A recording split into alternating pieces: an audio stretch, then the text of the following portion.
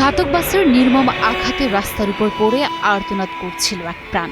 সেই করুণ চিৎকার ভেসে বেড়ালো ব্যস্ত মহাসড়কে, কিন্তু থামল না মানুষ ভর্তি বাস ট্রাকের চাকা। কেউ পাশ কাটিয়ে গেল, কেউ চোখ ফিরিয়ে নিল, কিন্তু কেউ এগিয়ে এলো না সাহায্যের হাত বাড়াতে।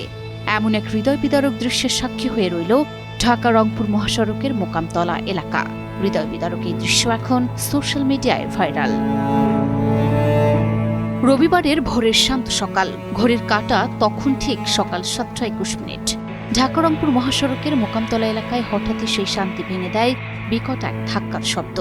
যাত্রীবাহী একটি বাসের সঙ্গে সংঘর্ষে দুমড়ে মুচড়ে যায় একটি অটোরিকশা, ছিটকে পড়ে রাস্তার মাঝখানে। মুহূর্তের মধ্যেই আরেকটি ভ্যান ছিটকে পড়ে রাস্তার পাশে।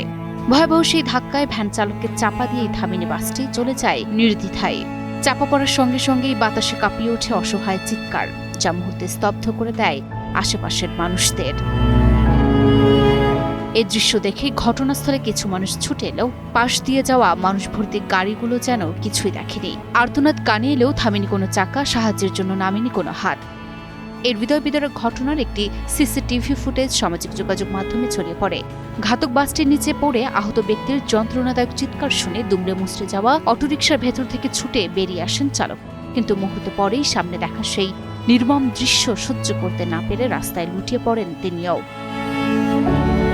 তবে এই ভিডিও ছড়িয়ে পড়তে অনেকে বলছে, হাইওয়েতে অটোরিকশা কেন? দুই পাশে দুইটা সার্ভিস লেন থাকা সত্ত্বেও কিভাবে হাইওয়েতে এরা আসে? আবার অনেকে বলছেন, বাস চালককে খুঁজে শাস্তির আওতায় আনুন। আবার আরেকজন বলছেন, মানুষের মানবতাটুকু নেই যে উদ্ধার করে তাদের নিয়ে যাবে হাসপাতালে।